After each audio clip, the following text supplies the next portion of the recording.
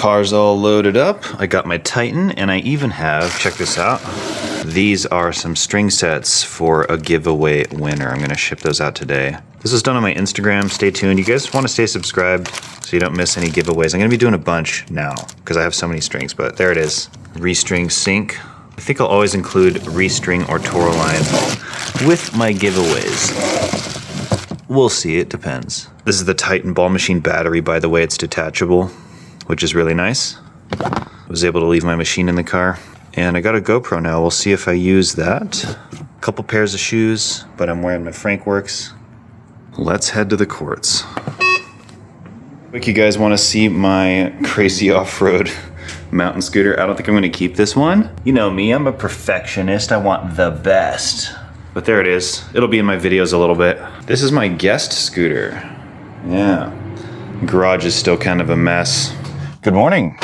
It's been a while since I've been up this early and well rested. It is slightly past 7 in the morning, but I think I've been up since 5:40. It's pretty good. We are headed to the tennis courts for a little ball machine session because I want to show you guys why I appreciate having a ball machine so much. This video will be a little bit less about why this ball machine specifically, and more so about why having a ball machine in general is so nice. That being said though, this is obviously one of the nicest ball machines you can get, and in my personal opinion, I think it is the best ball machine you can get. Such harsh lighting, look at that. It is what it is, it's 7 in the morning. Here's the thing about a ball machine. You can just get up and go practice whatever you want to practice anytime you want, however long you want, and however you want. That's the beauty of it. And a while ago, I decided to trade my backhand for another forehand, which is a crazy, crazy thing to do, right? But one reason I was successful in being able to make such a crazy transition in my tennis is in large thanks to having a ball machine. Having access to just practicing shots on the left side whenever I want, however long I want, however I want. It is so valuable. I gotta tell you, my left side, unsurprisingly, was not as good as my right side. Partly because I'm right-handed and partly because my entire tennis history has been right-hand dominant. So yeah, no shite. Keep it PG-13 here. My left side had so much catching up to do. My point is I would not have had the accelerated growth I've experienced without a ball machine. Something else that's nice about the ball machine is you can hit a totally crap ball and it doesn't matter because there's another ball coming. And you can keep hitting that crap ball until it gets better and the next ball will come. And you can bet I've hit some terrible lefty forehands. I still do. I mean, we all hit some bad shots, but I've had a lot of bad lefty forehands. But it's so nice that I could hit a ball out of the court, yet there's still another one in the chamber for me to try once more. And I can just keep trying and keep trying and keep getting better slowly because I have that ball machine. If I'm hitting with a person, they're gonna get sick of dealing with that. The rallies are gonna end prematurely. They're gonna have to deal with a bunch of jank balls that were never my intention to hit.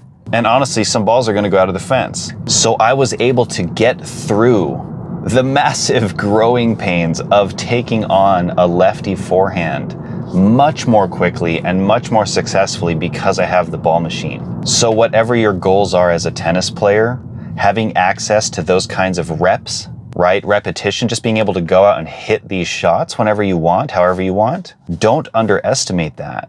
This lighting is so bad. There's really nothing to do about it. There's just like this laser beam of light on my face and then this completely black shadow right here, and it's changing constantly. Anyway, I really mean anything, by the way. Volleys, drop shots, maybe you just want to rip some balls and get better control and sense of your maximum power. One thing I really appreciated early on having a ball machine was the consistency of the ball, right?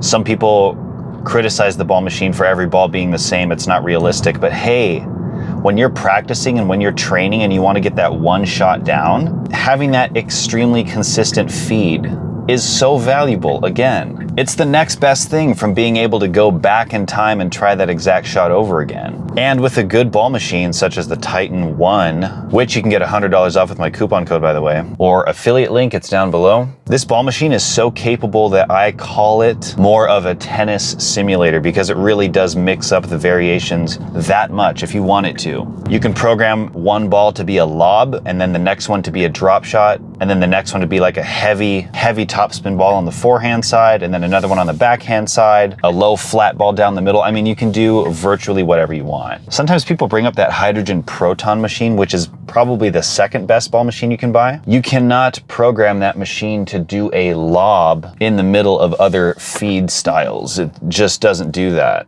You need to hook it up to some attachment because the angle it's able to launch the ball out is much more limited. It's a more compact machine, but it also doesn't store the balls on its own, at least not completely. Like, you can't close the top, so you can't really put it in your car with the balls in the machine. It just doesn't work like that. So you have to buy like a big secondary basket to carry all the balls, which to me is just, it kind of defeats the purpose. So I really appreciate that the Titan 1 is an all-in-one machine. Very quick in and out of the car. So if you're out there sweating a lot, or even if it's the start of your day and you kind of wake up dehydrated because you've slept all night not drinking, starting your day with electrolytes in your water, objectively, it's a lot healthier than starting your day with coffee. Now, I'm not saying I do that every morning. I'm not a perfect human, but if the goal is to start your morning by hydrating, doing so with electrolytes is optimal. So that's my little spiel about the merit of electrolytes, but Volley specifically is really good because all the electrolytes are sourced in the most healthy ways. Like, the sodium is Himalayan pink salt and the potassium is sourced from coconut water. Everything is highly nutritious and clean. And that is something that massive brands like Liquid IV and Element cannot say. It's funny because Element will go out there and say like science-backed electrolyte ratios. And I'm like, okay, but anybody could copy those ratios and just use better ingredients. So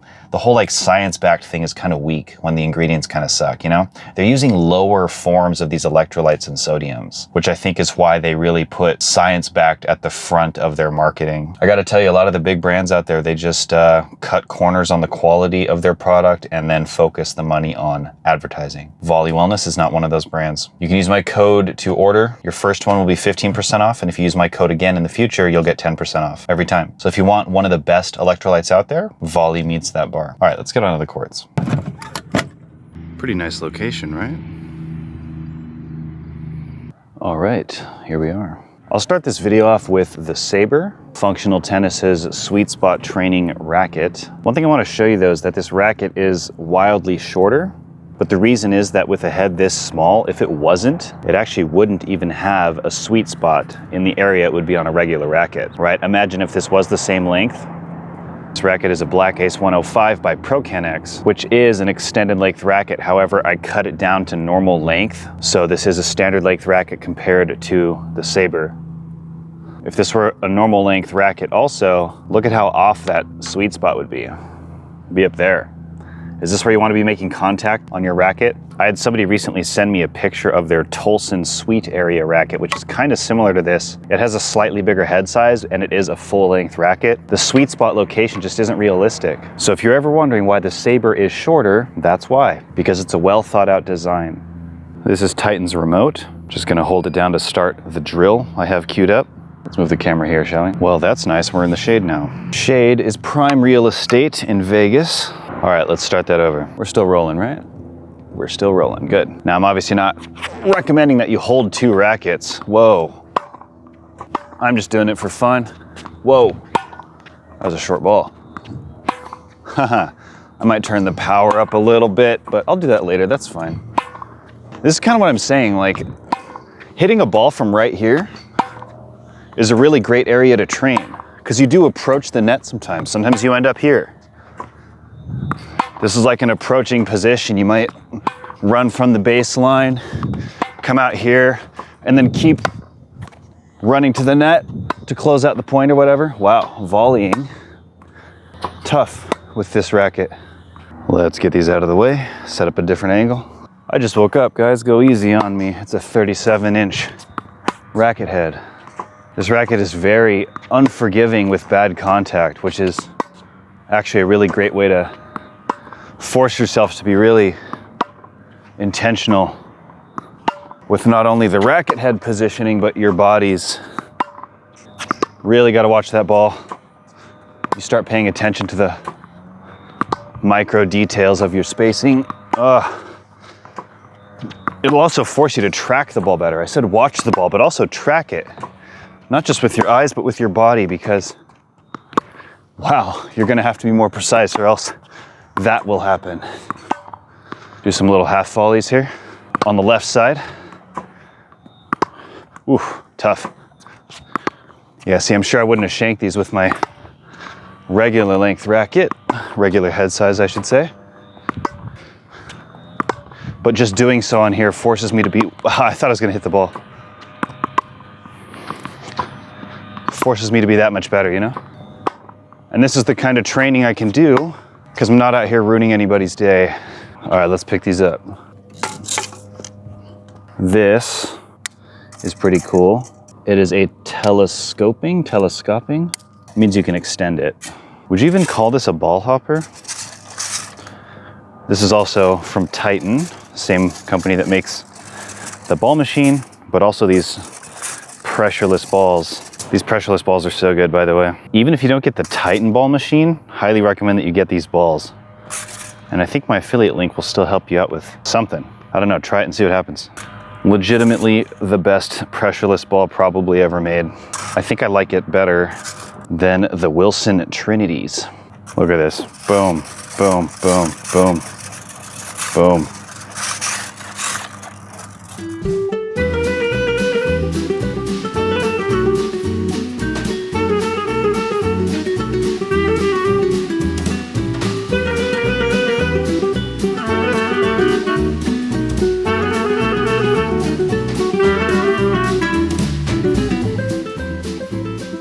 All right, I'm gonna do that same drill, and I am talking into a lav mic despite how far away from the camera I am. Ooh, clean shank. Oh my God, woo! That was so close to hitting the camera. Holy moly, I gotta be careful. All right. So far this is going pretty embarrassingly. All right, here we go. Oh, that's kind of the point of this Saber though. Work out these kinks, which is important for me on my left side. I am not as precise, I am not as strong, I am not as coordinated, but it is honestly always getting a little bit better, and I really, really look forward to those gains. This racket just makes little mistakes so painfully obvious that you can't deny them, and so you will be aware of them. And again, the beauty of this ball machine, or just having one in general, is that you can try again and try again and try again. Almost hit my phone. Until you get it right.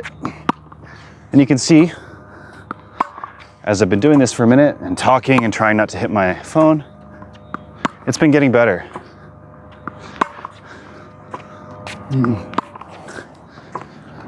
It's funny because like the slight attention that doing this, the voiceover and everything, takes from my tennis, I normally don't notice it, but with this, the Saber, it's kind of obvious.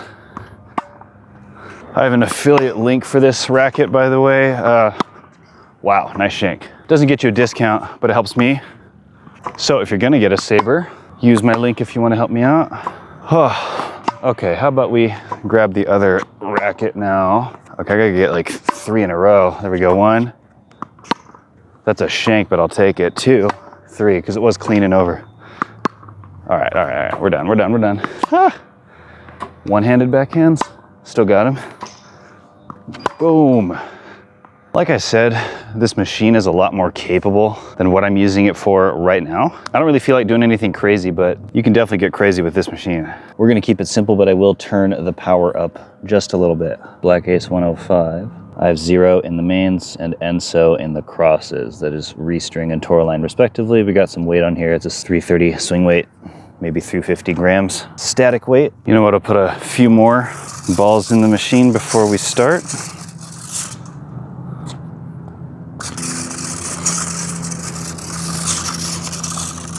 All right, I turned up the speed by 2 points. Hopefully that's enough. Lefty forehands. I really hope I don't hit my phone.